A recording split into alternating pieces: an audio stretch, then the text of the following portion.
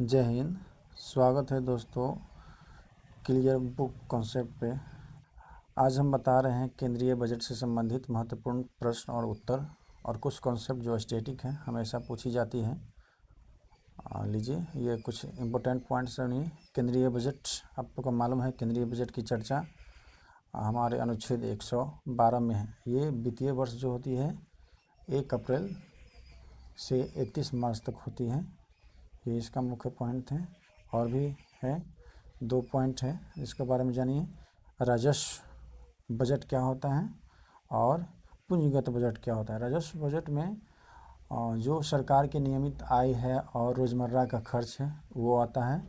और पूंजीगत बजट में वैसे चीज़ आता है जिसमें निवेश किया जाता है जो भविष्य में आने वाले समय में उससे लाभ हो, उसको पूंजीगत बजट कहते हैं। देखिए, कुछ MCQ क्वेश्चन है जो स्टैटिक से संबंधित है।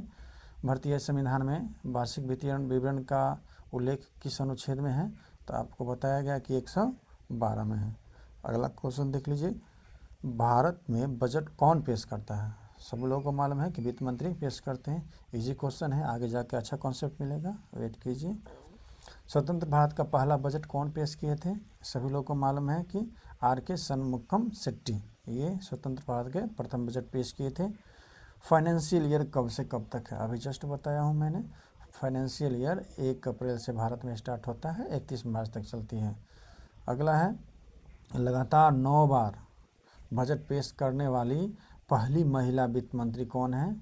लगातार 9 बार, इस पॉइंट को देखिए, लगातार 9 बार। देखिए 10 बार पेश कर चुके हैं, लेकिन लगातार 9 बार पूरे कोई नहीं अभी तक किया है। ये महिला भी प्रथम हो गई और पूरे व्यक्ति में भी प्रथम स्थान है निर्मला सीतारमण का। ठीक है। केंद्रीय बजट जो है जिसमें कि रेल बजट, ये दोनों एक साथ कब से पेश किया जा रहा है, तो इसको मालूम होगा, बहुत चर्चा में रहा है 2017 से। एक टर्म आता है अंतरिम बजट, वो क्या होता है, जब कोई चुनाव होने वाली रहती है तो उस समय जो अल्प अवधि के लिए, अल्प अवधि, यहाँ ध्यान दें, अल्प अवधि का जो बजट होता है उसी को हम अंतरिम बजट कहते हैं, जो चुनावी वर्ष में किया जाता है। केंद्रीय वित्त मंत्री निर्मला सीतारमण द्वारा 1 फरवरी को जो बजट पेश किया गया है उसका कुछ इम्पोर्टेंट पॉइंट देखिए। इस बार का जो कुल बजट है वो कितना का है, कुल बजट है 53.5 लाख करोड़। इसको ऐसे याद रखेंगे, 5-3.5, 5-3-5, 5-3-5 याद होंगे। एक हो गया राजकोषीय घाटा, राजकोषीय घाटा फिजिकल डिफिसिट इसको को कहते हैं, ये 4.3, इसको याद रखेंगे, इससे क्वेश्चन बनती है बार बार। पिछले साल ये 4.4 थी जो 25-26 का था, ये भी पूछा जा सकता है, इसको ध्यान में रखेंगे। ठीक है। एक फैक्ट बता दें कि इस बार संडे को बजट पेश किया गया है। ठीक है, पहली बार नहीं, ये दूसरी बार है जो संडे को बजट पेश किया गया है। इससे पहले 1999 में यशवंत सिंह के द्वारा संडे को बजट पेश किया गया था, ये बात को ध्यान रखेंगे। अगला पॉइंट देखिए, आयकर, नया आयकर नियम लागू हुआ है, जो कब से लागू होगा, 1 अप्रैल 2026 से लागू होगा। ठीक है। एक टर्म है कि जितने भी कैंसर है या कोई दुर्लभ बीमारी है उससे संबंधित 17 दवाओं को कस्टम ड्यूटी या सीमा शुल्क माफ़ कर दिया गया है। इस पर कोई ड्यूटी, कस्टम ड्यूटी या सीमा शुल्क नहीं लगेगी।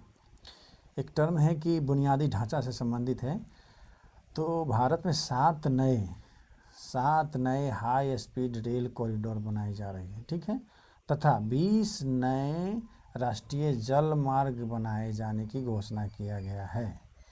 कुछ फैक्ट देखिए जो युवा और शिक्षा से संबंधित है। इसके लिए क्या हुआ कि लड़कियों के लिए हर ज़िले में एक हॉस्टल होगा, गर्ल्स हॉस्टल। ठीक है, और 10,000 टूरिस्ट गाइड तैयार किया जाएगा। ठीक है, कौन सा प्रोग्राम है, सीलिंग प्रोग्राम के तहत। ठीक है। रक्षा बजट, इस बार जो बजट में है उसमें रक्षा में कितना आवंटन किया गया है, तो रक्षा को 7.85 लाख करोड़ रुपया रक्षा बजट को आवंटित किया गया है। ये हो गया कुछ फैक्ट। अब देखेंगे इसी से संबंधित कुछ मल्टीपल क्वेश्चन। तो 2026-27 का कुल बजट का आकार कितना है, 53.5 लाख करोड़। अगला क्वेश्चन देखिए, वित्त वर्ष 26-27 के लिए राजकोषीय घाटा कितना है? इजी है, तुरंत तुरंत लगाइए। 4.3। सरकार का पूंजीगत व्यय के लिए कितनी राशि आवंटित किए गए हैं? पूंजीगत व्यय के लिए बता दिए हैं 12.2। इसको याद कर सकते हैं 12.21, मतलब इतना है। चलिए अगला क्वेश्चन देखिए, नया आयकर अधिनियम कब से लागू हो गया? तो ये आसान है, 1 अप्रैल 2026 से। ठीक है। अगला क्वेश्चन देखिए, कितनी कैंसर दवाओं पर बुनियादी सीमा शुल्क माफ़ कर दिया गया है? तो बता दिए कि 17 ऐसे दवाई हैं जो कैंसर तथा अन्य गंभीर बीमारी जो है उसमें काम आता है, छूट दिया गया है। रक्षा के क्षेत्र के कुल कितनी आवंटन? रक्षा के लिए बता दिए हैं, रक्षा के लिए कितना है देख लीजिए ऑप्शन में। रक्षा के लिए कुल कितना है? 7.85 लाख करोड़ रुपया। ठीक है। बजट 2026 में कितनी नए राष्ट्रीय जल मार्ग का विकसित किया जाएगा? तो बताए 20 बनाए जाएंगे। ठीक है। अगला क्वेश्चन देखिए ध्यान से। अगला क्वेश्चन है सेमीकंडक्टर मिशन 2.0, इसके लिए कितनी राशि आवंटित किया गया है? तो 40,000 करोड़। 40,000 करोड़ ये सेमीकंडक्टर के लिए किया गया है। अब है SME ग्रोथ फंड, एक फंड बनाया गया है जिसका नाम है SME ग्रोथ फंड। इसके लिए राशि कितनी है? इसके लिए 10,000 करोड़ राशि आवंटित किया गया है। कितना? 10,000 करोड़। बजट के अनुसार कितने हाई स्पीड रेल, देखिए अगला क्वेश्चन, रेल कॉरिडोर, कितने हाई स्पीड रेल कॉरिडोर बनाई जाएगी? तो आपको बता दिए हैं कि 7 हाई स्पीड रेल कॉरिडोर बनाई जा रही है। एक है question, Varanasi Siliguri high speed rail corridor से कौन कौन से राज्य को लाभ होगा? बताइए, ये क्वेश्चन बता चुके हैं। ये उत्तर प्रदेश, पश्चिम बंगाल और बिहार, ये तीनों को लाभ होगा। किस वर्ष तक तटीय नौवहन, किस वर्ष तक तटीय नौवहन या नौ परिवहन में हिस्सेदारी जो है कुल परिवहन का 12% हो जाएगा? ठीक है। अभी कुल परिवहन का 6% के लगभग है।